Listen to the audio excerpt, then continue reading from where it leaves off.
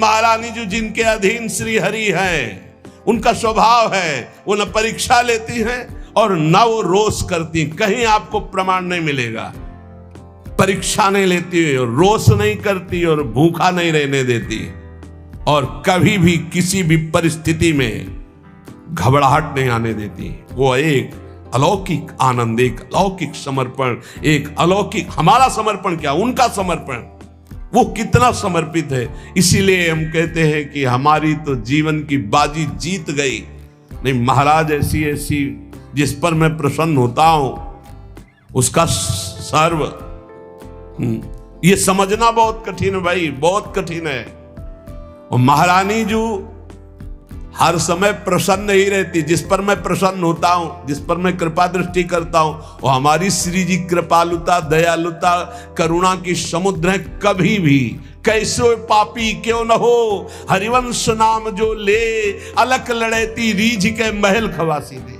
ए भाई, इसीलिए राधा राधा राधा राधा राधा ये पिता है, ये कभी भी चपत लगा सकते हैं, लेकिन अगर माता के आंचल में छुप गए तो वो ऐसे करके फिर ऐसे जब देखती है तो पिताजी भी मुस्कुरा के वापस हो जाते हैं। ये होता है ना, अनंत माताओं का वात्सल्य हमारी प्रियाजू में है। जो लालजू कहते बहुत ही उद्दंड है, गीता में समझाया, भागवत में समझाया, समझता ही नहीं है, संत गुरु वाक्यों से समझाया फिर भी नहीं समझ रहा, अब इसको दंड देना पड़ेगा। तो श्री जी कहती है अच्छा, ये राधा राधा कहता मेरी शरण में फिर भी अनुलिख्या अनंतान तदप राधा मधुपति, रजिस्टर फाड़ दो इसका, रजिस्टर फाड़ दो इसका, रजिस्टर नहीं रहना चाहिए, क्योंकि ये श्री जी का शरणागत। विश्वास कर लो हमारी बात पे, हम किसी ठसक पे बोल रहे हैं, किसी कर्तव्य भाव में नहीं, ठसक पे बोल रहे हैं। महारानी जी की शरण में जो है लाल जो महाराज निहाल कर देते। भगवान जिस पर कृपा करते हैं विशेष, क्यों? क्योंकि आपको सच्ची कहता हूं, ये पढ़े लिखे समझाने से समझ में नहीं आता। सुनो, जिस पर विशिष्ट कृपा करता हूं उसका सर्वनाश कर देता हूं। कहीं कोई आश्रय न साधना करे गया, न व्यक्ति करे गया, न वस्तु करे गया। बड़ा विचित्र खेल होता है, बड़ा विचित्र खेल प्रभु का। एक बार वो घबराएगा, दुखी होगा, बहुत परेशान होगा, पर ऑपरेशन किए बिना छोड़ा नहीं जाएगा। हाथ पैर बांध दिए जाते हैं, फड़फड़ा लो केवल। कहां जाओगे अब, कहां जाओगे भाई, नहीं कोई, कहां जाओगे अब, करोगे क्या करोगे, कोई रास्ता ही नहीं है। एक ऐसा प्रभु फांसते हैं, भगवान से प्रार्थना करो कि फांस ले आपको, छुट्टा न रहे आप, बड़ी कृपा हो जाएगी। ऐसा फांस लेते कि उनके सिवा कोई है ही नहीं, करे तो क्या करे, कोई है ही नहीं, कोई मतलब कोई रास्ते नहीं, जाऊं तो जाऊं कहां, जाऊं तो जाऊं कहां, कोई रास्ता ही नहीं है। बड़े कृपाल हो, बड़े कृपाल हो। ऐसा सब माया मोह का पर्दा फांस करके ऐसे। और सुनो, भगवान उसका अपमान करवाते हैं, भगवान उसका उपहास करवाते हैं। बहुत ध्यान से सुनना है, इसलिए कह रहा हूं कि प्रश्न होते हैं कि हमारा बहुत उपहास होता है, तिलक न लगाऊं क्या, कंठी न बांधूं क्या, चलेगा?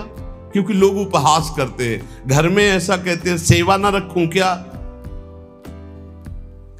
तो क्या समझते हो, भगवान के मार्ग में चलने के लिए जब एक संसार का पति वर्ण करती है तो ठसक से सुहाग भर के चलती है, वो किसी के उपहास को डरती है। तुम जगत के मालिक का सुहाग भरे हुए हो, ये तिलक, ये कंठी, तुम्हें शर्म आती है इस बात के लिए कि कोई तुम्हें भगत कहकर उपहास करेगा तो तुम कंठी तिलक उतार दोगे? कैसी निष्ठा है? भगवान अपमान करवाएंगे, भगवान उपहास करवाएंगे। क्यों? ये दवा है, दवा। इसके बिना ये भवरोग ठीक नहीं होगा। ये दवा मिलेगी, पहले से बता रहे, थोड़ी कड़वी दवा है, मिलेगी। और जिसको ना मिल रही हो तो अभी अस्पताल में भर्ती नहीं हुए हो, आप अपने को स्वस्थ मानते रहो, नाड़ी पकड़े जाएंगे, हर दोष सामने आ जाएंगे, फिर दवा शुरू होगी। क्योंकि एक कह रहे थे कि आप कहते हो भक्ति में बड़ी प्रतिकूलता आती, मेरे जीवन में तो कोई प्रतिकूलता नहीं, तो अभी वो भक्ति आई कहां है? ऐसा क्यों करते हैं? क्योंकि जहां जहां हमारा राग है उसका नाश होकर भगवत प्राप्ति के लिए जो जो हमें सद्गुण चाहिए वो श्री भगवान देते हैं। इसलिए कभी शिकायत मत करो। भगवान की जब कृपा होगी तब आपको लौकिक भोगों की तरफ बढ़ने में असफलता होगी। जो तुमको प्यार करते थे वो ठुकरा देंगे, जो तुम्हारा सहयोग करते थे वो बंद कर देंगे, जो तुम्हारा नमस्कार प्रणाम वो तुम्हारा तिरस्कार अपमान कर देंगे। तब आपका हृदय आसपास से टूट करके एकमात्र भगवान की तरफ जाए। अगर चिंतामणि ने धक्का देके न निकलवाया होता तो बिल्व मंगल जी बिल्व मंगलाचार्य न बनते। पक्का।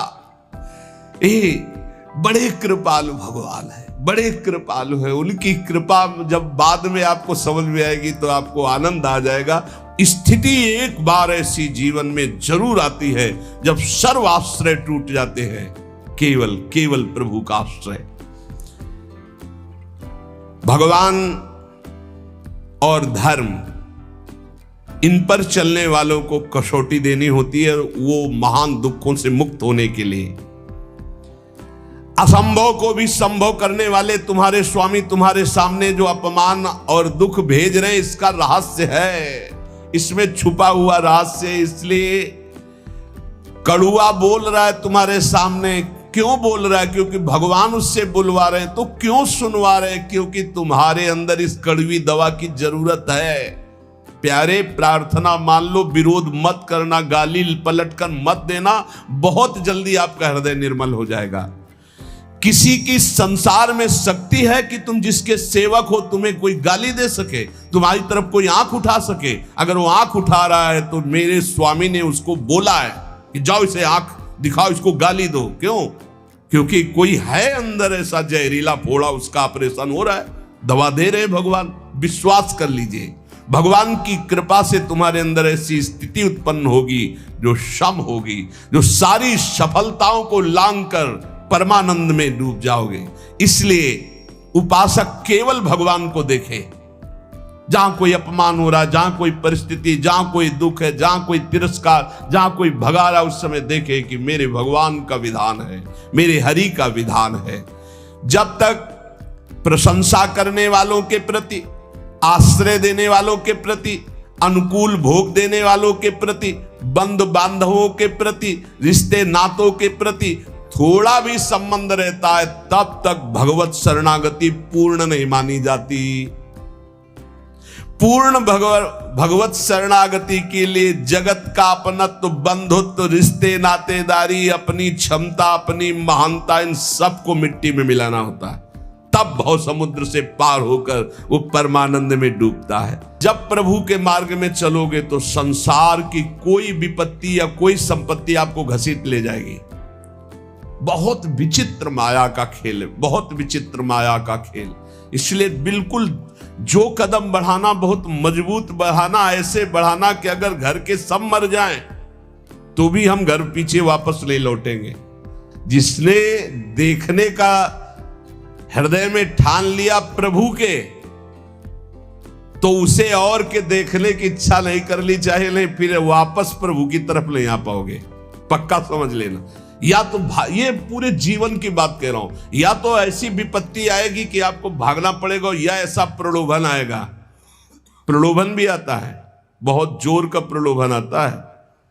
कितनी जगह ऐसे प्रलोभन आते हैं साधक के मार्ग में। प्रलोभन और भय, इन दोनों का त्याग करके जो भगवत मार्ग में बढ़ता है, वही आगे जाकर के जान पाता है कि संकट, विपत्ति, अपमान, तिरस्कार, संसार सब ठुकरा रहा है, ये भगवान की कृपा है। समझ पाएगा कोई कृपा है? लगता है ये कोई कृपा है? कृपा है नमस्कार प्रणाम, माला पहनाया जा रहा है, अनुकूलता है, भोग सामग्री, जय जयकार, ये कृपा है? नहीं, ये कृपा नहीं। बहुत संभल के रहना, ये कृपा नहीं। कृपा है तिरस्कार, अपमान, निंदा, दुख, विपत्ति, संकट। क्यों? इससे संसार का राग और देह भाव नष्ट होता है। इसीलिए सम्मानम कलयाति घोर गरलम कहा गया। सम्मान विष है, नीच पुरुषों द्वारा किया हुआ अपमान अमृत है। विश्वास करो, तुम्हारे आगे पीछे बाएं दाएं ऊपर नीचे केवल भगवान की कृपा घेरे हुए है। वो सुधा धारा बरसा रही है, अमृत रस बरसा रही है। तुम्हारी शक्ति नहीं अब कि तुम भगवान के मार्ग से हट जाओ, क्योंकि ऐसा चिंतन करो कितना आनंद है। मेरे आगे पीछे दाएं बाएं ऊपर नीचे सब तरफ से मैं कृपा से घिरा हूं। अब मुझे कोई भी परास्त नहीं कर सकता। मैं भी चाहूं तो अब नहीं वापस जा सकता, भाग नहीं सकता, क्योंकि कृपा ने मुझे घेर रखा है। देखो, भगवान पर भरोसा और इसमें कभी शिथिलता ना पावे तो बहुत जल्दी भगवत प्राप्ति हो जाती। भगवान पर दृढ़ भरोसा और शिथिलता ना आना। जब वो परिस्थिति पैदा करते तब समझ में आता है। जब परिस्थिति थी द्रौपदी की कि कोई भी सभा में नहीं खड़ा हुआ उसकी रक्षा करने के लिए, अपने में दम नहीं रह गई, तब पुकारा, हे श्री कृष्ण द्वारिका वासिन गोविंद। चीरावतार भगवान का वस्त्रावतार हो गया। गजेंद्र जब हार गया, सब छोड़कर चले गए, हजारों वर्ष लड़ता रहा, लगा कि अब तब वो पुकारा, हरि। ऐसे कुछ देहाभिमानी गजेंद्र ये है, मन, ये अहंकार, ये जब घेर करके, अब आप देखना, जिस पर विशिष्ट कृपा होती है उसका सब नाश कर देते हैं भगवान। कैसे? शरीर सब कुछ छोड़ करके भगवत मार्ग में चले तो शरीर तो स्वस्थ होना चाहिए। अब जो साधना थी, पद्मासन 6 घंटा 8 घंटा लगाकर भगवत चिंतन करना, भिक्षावृत्ति से जीना, अब किडनी फेल। जो ही सुना किडनी फेल तो जहां थे वहां से निकाल दिए गए, एक पैसा पास नहीं। बलराम ब्रजवासी तो सुनने आते हो तो जान रहे, एक पैसा पास नहीं। आदेश हुआ 15 दिन में खाली कर दो, कुछ परिचय हमारा नहीं। जब तो 15 दिन के, हमका 15 मिनट, हम तो भगवत आश्रित है। रोड में राधा वल्लभ जी के सामने झोला लेके बैठे, हाँ मालिक अब बताओ कहाँ। बस इतनी प्रार्थना कि अब काशी वापस न जाना पड़े प्रभु, क्योंकि धाम के बिना हम जी नहीं सकते।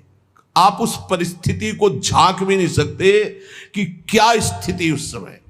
अब साधन ये तो केवल भगवत कृपा से बैठे हैं, हम कोई थोड़ी बैठने लायक है। ये जो बैठकर सत्संग हो रहा है केवल कृपा से हो रहा है, किडनी बैठने लायक नहीं। वर्तमान में इस समय जैसे आग रखी हो ऐसे जल रही, पर उसका भान केवल श्री जी के प्रताप से नहीं। फेल किडनी से ऐसे नहीं बैठा जा सकता कि इतनी देर बैठ करके प्रवचन किया जा सके, ये नहीं। ये सब अलौकिकता केवल कृपा से हो रही। सर्वनाश स्थिति, स्थान हटा दिया गया, शरीर अस्वस्थ, घोर अस्वस्थ, व्यवस्था पूरी भंग। अब लगा एक, अभी हम समझते थे हम शरणागत हो गए, बचपन से शरणागत हैं।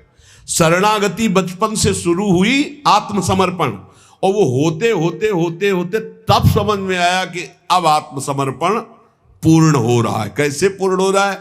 अब कुछ नहीं बचा। शरीर का भरोसा गया कि साधना नहीं हो सकती, कोई कहीं कोई अपनापन नहीं। एक एक ऑपरेशन इतने आराम से हुआ कि हम तुम्हें कैसे बताएं। आराम, हर हमें कभी लौट कर जिंदगी में जन्मभूमि नहीं गए। जिस दिन से निकले आज तक कानपुर अस्पताल में गए थे, कानपुर से तो बहुत दूर ग्राम कभी नहीं गए, लेकिन एक आशा, एक छोटी सी झीनी रेखा आशा की, कभी तो है ना भगवान उसका भी कोई नहीं तेरा। तो वृंदावन, वृंदावन, हमें तुरंत ले चलो वृंदावन। वृंदावन आए और उसी समय से प्रण लिया ये प्राण, ये जीवन वृंदावन को समर्पित है। बस एक टूटी सी छत के नीचे हमें हितधाम में रहने को मिला। वो पत्थर टूटे, कभी भी गिर सकते थे। ऐसे छोटी सी, सीधा लेटो तो पैर नहीं, दीवार में ऐसे थोड़ा सिकुड़ना पड़ेगा, और अगर ऐसे लेटो तो बस पैर फैला के एक बीता, बस इतनी, आगे कोई बारंडा नहीं, आगे कोई, वो तो बाद में। ऐसा कष्टपूर्ण जीवन। अब वो आर्त भाव अंदर से जो प्रकट हुआ, हे प्रभु अब तो मैं किसी काम का नहीं, वहीं से बात बन गई। साधना तो सब चल, लेकिन जो शरणागति की बात आई, जो ठसक की बात आई, जिस ठसक में आप लोगों को हम कहते हैं भगवत प्राप्ति, ये जो हम बोलते हैं ना, ये केवल बोलते ही नहीं है। हाँ, ये बोलते ही नहीं है, बहुत बढ़िया मजबूत नौका मिल गई, खेवैया बहुत चतुर है, आज तक उस खेवैया की नाव में बैठने वाला कोई डूबा नहीं। श्री हरिवंश प्रताप नाम नौका, निज खेवक, भवसागर सुख तरत निकट, हरिवंश जो सेवक। यहां बहुत समझ के, जहां जहां हमारी आसक्ति है उसका राग नष्ट होगा, पक्का पक्का नष्ट होगा। जहां हमने सोचा कि ये मेरा है, वही मेरी प्रियाजू ने ऐसा ऑपरेशन किया कि पूरा गुणा लगा दिया और दिखाई दिया कि नहीं नहीं, ये भूल मत कर, तू किसी का नहीं, तेरा कोई नहीं। भगवान जिस पर विशिष्ट कृपा करते हैं उसके सब सुविधाओं का, ऐश्वर्य का, संबंधों का नाश कर देते हैं। एक बार वो तड़पता है, रोता है, दुखी होता है, जैसे ऑपरेशन, बस ये ऑपरेशन है, सीधे समर्पित हो जाओ। नहीं, अगर वो समर्पित करवाना चाहते ना तो बड़ा ऑपरेशन होगा, मेजर ऑपरेशन, छुटपुट ऑपरेशन नहीं होता, मेजर ऑपरेशन होता है। और इस ऑपरेशन के बाद जो स्वस्थता होती है वही आप देख रहे हो। जो ऑपरेशन हुआ ना, उसकी जो हमारी रोग निवृत्ति हुई, अहम की स्वस्थता जो देख रहे हो वही है। ये जो कुछ देख रहे हो ये वही स्वस्थता है, उसी ने निहाल कर दिया। शरणागति कमाने में बहुत घाटे में थे, और जब हो गए उनके तो पूरी प्रॉपर्टी के अधिकारी हो गए। कुंज महल की टहल सुख, संपत्ति दंपति पाई है। ये दंपति रूपी संपत्ति, श्यामा श्याम हमारे कुंज महल की टहल सुख, दंपति संपत्ति पाई है। जैसे रूप लाल हित प्रीति सो, जो 84 गाइए। श्री प्रियालाल के गुण गायन, प्रियालाल के आश्रित, प्रियालाल के नाम जप, प्रियालाल की सेवा, अपार सुख मिल गया केवल शरणागति पुष्ट होने पर। ये कभी नहीं हो, न साधन का अहंकार का कोई गुंजाइश है नहीं। क्या साधना, मरा हुआ आदमी उससे जो करवा रहे। अब हम कह सकते कि हम प्रवचन करते हैं, ये बोलने की क्षमता नहीं, प्रवचन क्या करते हैं? तो श्री जी करवा रहे, स्पष्ट हम देख रहे हैं। हाँ, वो वहां से बटन दबा रहे, बस हो रहा है, बस हो रहा है, बस ऐसा। सम्मान की चाह भगवत प्राप्ति में बहुत बाधक है, और ये बड़ी सूक्ष्मता से बड़े ऊंचे ऊंचे साधकों में भी रहती है। ये बहुत बहुत विचित्र बात है। सम्मान की चाह बड़े ऊंचे ऊंचे साधकों में रहती है। बड़ी कृपा हो जाए तो इस सम्मान का भाव नष्ट हो जाए, नहीं तो ये बहुत सूक्ष्म रहता है। यही है सम्मान रूपी जहर का नशा चढ़ रहा है, जहर चढ़ रहा है। ये भगवत प्राप्ति में बहुत बाधक है। और जब भगवत प्राप्त हो जाता है, इस कोटि का सम्मान मिलता है, तो उसको सब भगवान की लीला, वो इस पर कोई भी महत्व नहीं होता। चाहे कोई गाली दे तो बुरा नहीं, और कोई प्रणाम नमस्कार करके प्रशंसा करे तो कोई भला नहीं। वो एक अलौकिक स्थिति होती है। भगवान के नाम पर अपने व्यक्तित्व की पूजा कराना, ये भगवत प्राप्ति से विमुख कर देने वाली बहुत बड़ी कमजोरी है। इसलिए इसको पहचानो अपने अंदर, चाहे गृहस्थ हो चाहे विरक्त हो। जब हम भक्ति करते हैं तो हम कुछ विशिष्ट हैं, अपने व्यक्तित्व की पूजा कराने की भावना अंदर बैठ जाती है। उसमें अहम पूजा करवाना चाहता। पूजा का मतलब आरती से ही नहीं है, मतलब सम्मान देना, आओ आओ आओ, विशेष अधिकार, विशेष सम्मान, विशेष। ये कमजोरी बहुत जोर की होती है। ये कमजोरी भगवान की प्राप्ति नहीं होने देती है। वो इस कमजोरी को अपनी कमजोरी ना मानकर बड़ी ऊंचाई मानता है। हम आपसे प्रार्थना करते हैं, यदि कहीं भी सम्मान की प्रियता हो तो इसे भगवान के बल से हटा दो, नहीं तो ये विघ्नों का जाल फैला देगी। अपने लक्ष्य से ये आपको हटा देगी, अग्रसर होने में बाधा पहुंचा देगी। कठिनाइयां आ जाएंगी आपके मार्ग में जिसे आप नहीं हटा पाएंगे। इसलिए आपसे अनुरोध है कि यदि कहीं किसी के अंदर भजनानंदी सुनने का अपने को बड़ा भगत है ऐसा सुनने का, मान सम्मान पाने का, तो इसका त्याग कर दो, बहुत जल्दी आनंद की प्राप्ति होगी। जब मनुष्य केवल संसार के अनुकूल भोग पदार्थों की प्राप्ति में भगवान की पूजा का फल मानता है तो बड़ी भारी चूक कर बैठता है। पहला, सम्मान, अपनी पूजा करवाना, अहम की प्रतिष्ठा का निषेध। अब यहां कह रहे हैं कि जब कोई उपासक अपनी जो चाहा वो हो गया, इसमें भगवान के भजन का, भगवान की पूजा का, भगवान की कृपा का फल देखता, मैं जो चाहता हूं हो जाता है, बोले भारी भूल हो रही है। ये भूल आपको भगवान से विमुख कर देगी। भगवान की कृपा सभी पर, सभी अवस्थाओं पर बरसती है, पर जो अपनी अनुकूलता का भोग करते हैं, जिनकी बुद्धि अनुकूलता में भगवान की कृपा को तौलती है, वो माया के मोह बंधन में, भोगों में फंस जाते हैं। भोगों में फंस करके फिर उनका भजन लुप्त होने लगता है, फिर भजन मार्ग गुप्त हो जाता है। भजन मार्ग कहां प्रकाशित होता है? यहां हृदय में। हृदय में भजन मार्ग प्रकाशित होता है, बाहर दौड़ना भजन मार्ग नहीं। हृदय में अंतर्मुख होकर के निरंतर अपने परमात्म चिंतन में लगे रहना।